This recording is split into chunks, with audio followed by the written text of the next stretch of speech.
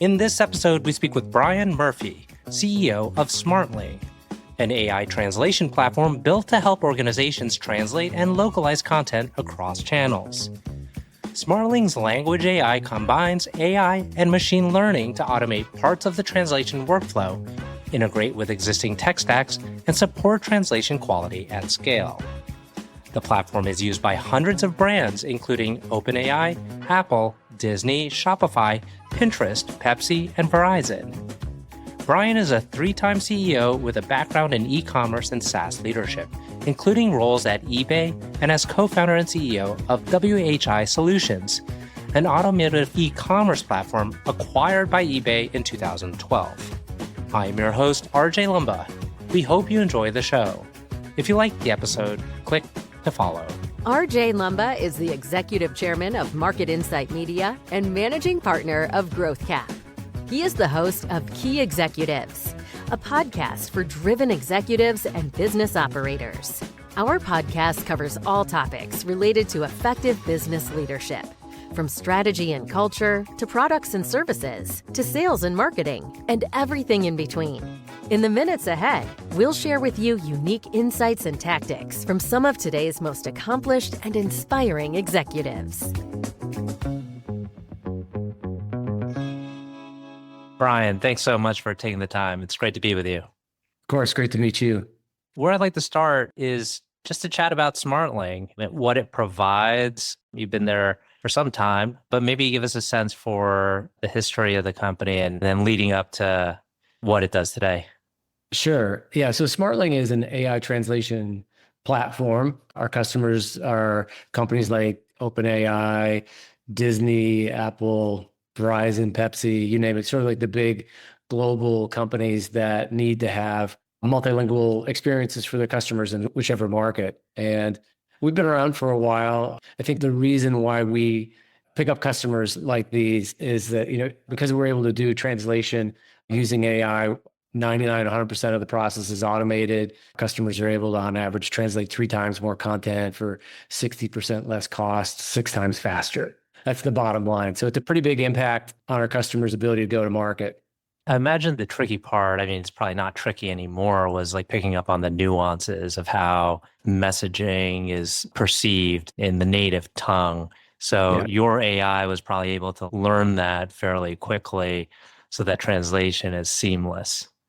Yeah, that's one of the big unlocks. We used to do translation either with people or with machine translation. And the machine translation, was an earlier version of AI, but it was fairly kind of robotic. It was what it was. And what we've been able to do with AI is now AI is quite trainable. So what we do is we actually train, each customer gets their own custom AI translation engine, right? So we train it on translation memory, glossary, terminology, style guide, and for each individual language pair, right? So you can imagine, if you take IBM and Apple, they both have very, very different brand personalities, right? They speak differently. They have different style guides, if you want to make it technical. But then in each language is a little different, right? So US is a little more applicable, and if you go to Germany, it's more specific, and Japan has its own style of speaking, right? And so not only are we building these custom engines that are based on their linguistic assets, but then they're able to come through in a style and tone of voice that matches their brand.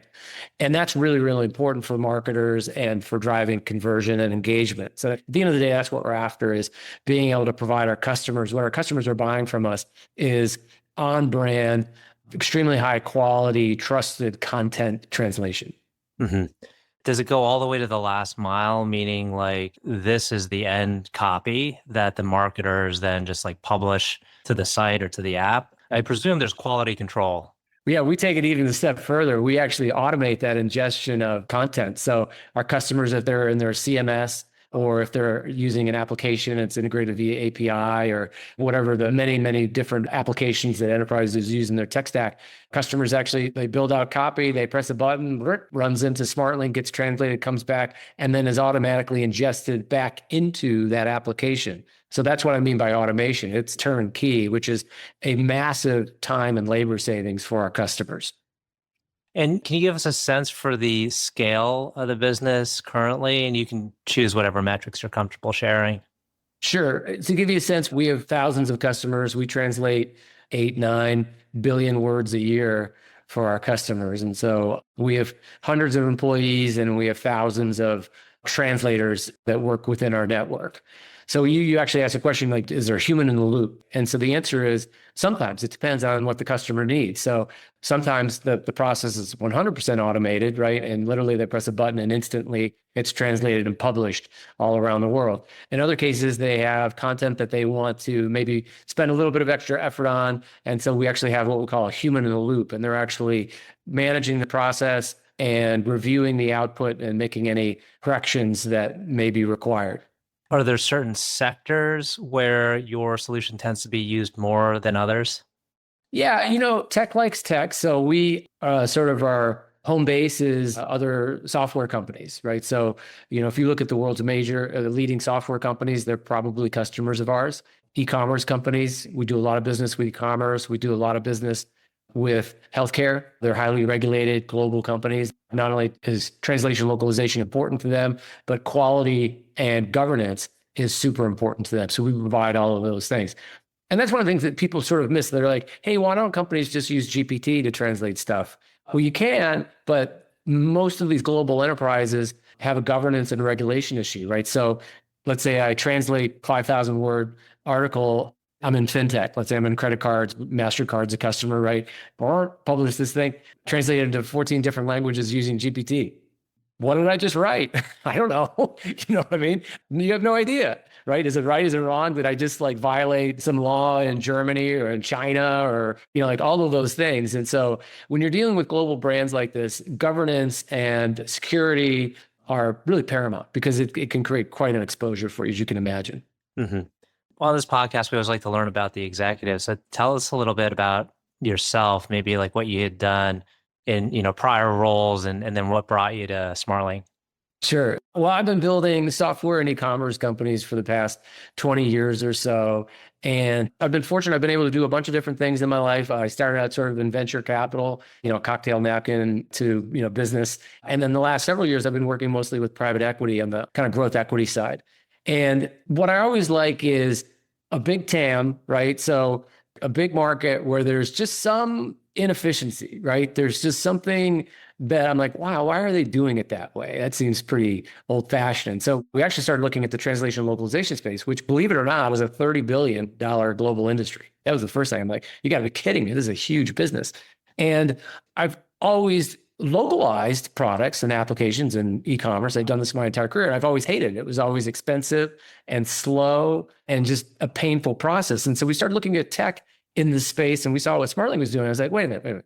So you're telling me that there's this $30 billion industry that's predicated on a 14-day turnaround time for translation at 20 cents a word, which anyone who's done this before knows that's what it is. It's pretty brutal. So you do as little of it as possible. And here's this company, Smartling, that can do it for a fraction of the penny with instant turnaround. I'm like, wow, that's super interesting, right? And at the time, it was like, we could do that, but it wasn't as good as, human translation, right? But I'm like, okay, this is the whole like coming up the curve thing, the innovator's dilemma and all that. I said, listen, this is something we can do something with. It will make it better. And the big unlock for us was AI 2-3 years ago, right? Mm-hmm. All of a sudden that allowed us to completely pivot and now start to begin to produce translation that was as good as a human with those same 6x faster turnaround, fraction of the cost kind of thing. And that's what's really driving exponential growth in this business right now. So you came in with the investor in tow, or are you the investor? How did that work? A little bit of both. Yeah. So I had a relationship with Battery Ventures up in Boston. And, we'd look at stuff every now and then. I've known them for 10, 12 years. And they called me up and said, hey, we're looking at this space. Would you be interested in taking a look with us? And next thing you knew, I got so excited about it. I said, not only am I going to invest, but I want to go run this business. So that's how I ended up here. And it's been a blast. How was it like dropping into the company as the CEO? Presume maybe you've done it before. Was it a fairly seamless transition? On a relative basis, yes. I have done this before, and anyone that's done this before knows it's really difficult to do. And so fortunately, we had a really tremendous founder, Jack Weldy, who's the founder of this company, Smartling, and he recognized what we could do and the partnership that we could develop, and it worked out great. Jack's a technical founder. I'm a go-to-market person. And so we were kind of like peanut butter and jelly and have had a lot of fun working together. So that worked out great. Do you have some kind of maybe tools or tactics that you tend to use when you're kind of leading a company and corral an organization? Yeah. So I have basically a 100-day plan that I've sort of developed over the last several years. And I got it from James Citrin, who wrote the book. So you're in charge now, what? Basically, I can't remember exactly the book, but I stole that a few years ago and then developed that into my own. And that's really helped. And that's really kind of breaking down your onboarding process into like 30-day segments and being super transparent in the process.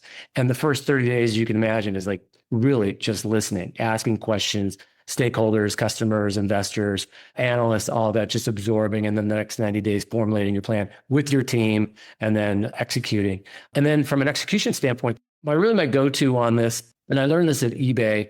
I had a couple of really great leaders there that really drilled this into my head. So Christopher Payne, who ran North America at eBay and then went on to DoorDash and really built that company up, really helped me understand the value of focusing on the critical few, right? So every CEO has a list of 100 things they want to do. You really got to narrow that thing down to like 3 things that you're going to do, 3 to 5 things. And then I have an operating plan that I share with the entire organization. We stand up every week and review it. So everybody in the company knows exactly what those 3 to 5 initiatives are, what the status of those are. Are you on point? Are you missing? Do you need to adjust?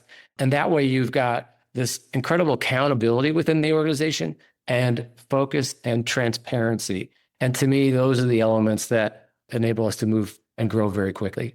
And when you look at kind of where you're most focused now, where most of your effort is going towards, how much is it go to market and sales? How much of it is the product? Sounds like the product was in pretty good shape as you were kind of evaluating the company. It was, and then AI came along and we had to completely pivot. I remember that week when ChatGPT came out, right? And woke up Saturday morning and logged in for the first time to have my cup of coffee. I can picture myself sitting there. You remember the first time you saw the Google box? Mm-hmm. And you used it and you're like, whoa, what just happened, right? That was the same kind of experience. You get this box, how can I help you today? Whatever. You start typing and you're like, holy smokes. And so literally we started slacking. The entire LT kind of did the same thing on Saturday. We started slacking with each other.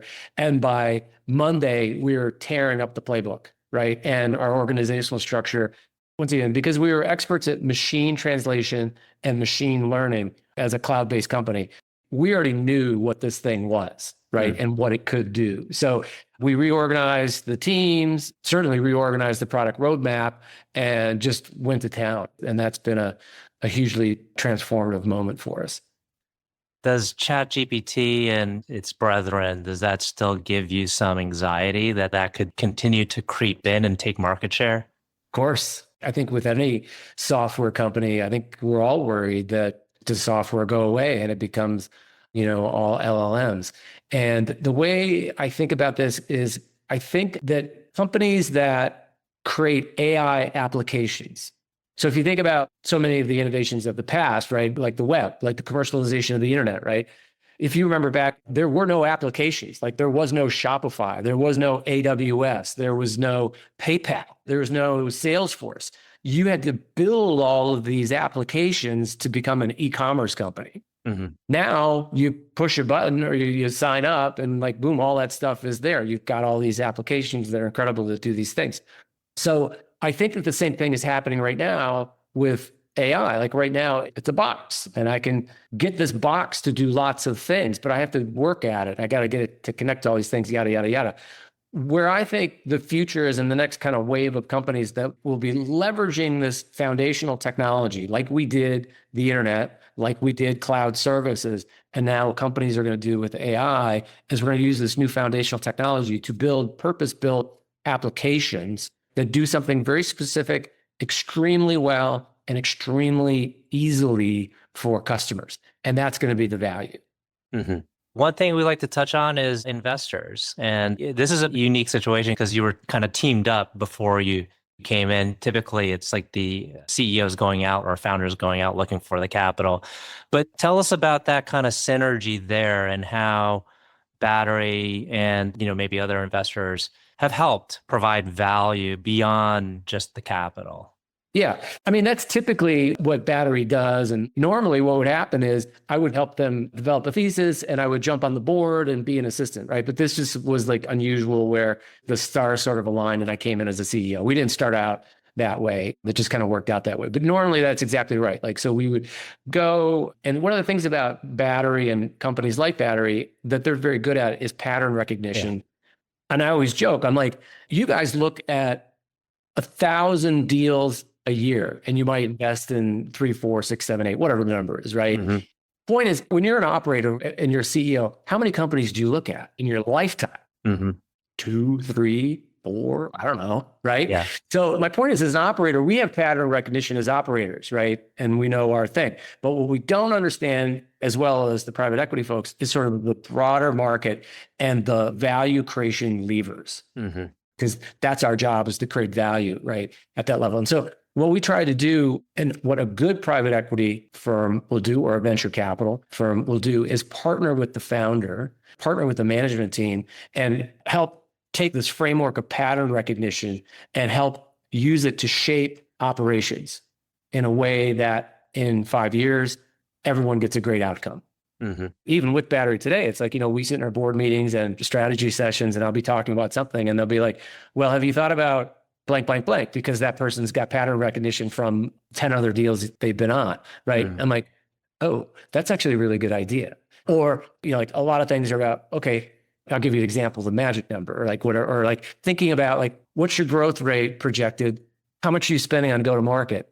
You're not going to make it. Yeah. Because I've seen this, like, you're just not, it's like, it's math, you know what I mean? So I think that's where that pressure testing that comes in from that experience and that pattern recognition is extremely beneficial to founders, no matter how much experience they have. Mm-hmm. Last 2 questions. One is, can you tell us about a person who's had a profound influence on you? Oh, yeah.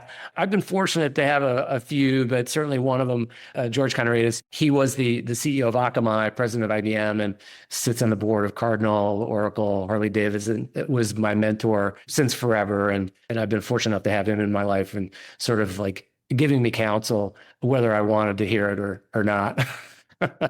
But I think every person needs someone with experience that's a truth teller and can kind of let you know when you're heading down the right path or the wrong path. So I've been fortunate to have some really strong mentors in my life.